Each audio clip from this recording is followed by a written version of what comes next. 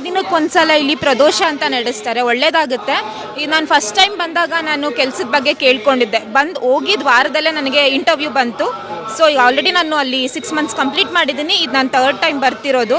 ನನ್ನ ಮಗಳು ಆರೋಗ್ಯದ ಬಗ್ಗೆನೂ ಕೇಳ್ಕೊಂಡಿದ್ದೆ, ಅದು ಕೂಡ ತುಂಬ ಚೆನ್ನಾಗಿ, ಅವಳು ಕೂಡ ತುಂಬ ಚೆನ್ನಾಗಿದ್ದಾಳೆ. ಆವಾಗ ತುಂಬ ಹುಷಾರು ತಪ್ತಿದ್ಲು. ಸೊ ಇವಾಗ ಚೆನ್ನಾಗಿದ್ದಾಳೆ ಅವಳು ಕೂಡ ರೆಗ್ಯುಲರಾಗಿ ಬರ್ತಿದ್ದಾಳೆ. ಇವತ್ತು ಬಂದಿಲ್ಲ ಅಷ್ಟೇ. ನಾವು ಬರ್ತಿರೋದು ಶ್ರೀನಗರ್, ಬ್ಯಾಂಗ್ಳೂರಿನ. ಪಾಸಿಟಿವ್ ವೈಬ್ ಇದೆ. ಅದಕ್ಕೋಸ್ಕರನೇ ಇಷ್ಟು ನಾನು ಬಂದಿರೋದು.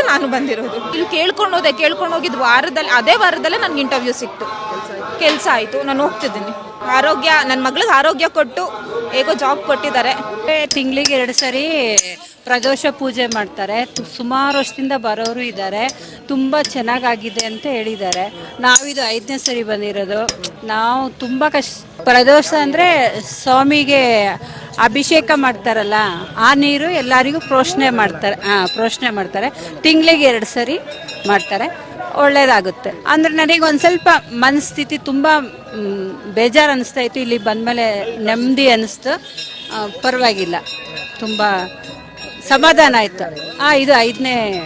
ಆಗಿನ ಬಂದಿದ್ದು ಮನಸ್ಥಿತಿಗೂ ಈಗಿನ ಬಂದಿರೋ ಮನಸ್ಥಿತಿ ಸ್ವಲ್ಪ ಪರವಾಗಿಲ್ಲ ಅನ್ನಿಸ್ತು. ಪರವಾಗಿಲ್ಲ, ಸ್ವಲ್ಪ ಖುಷಿ.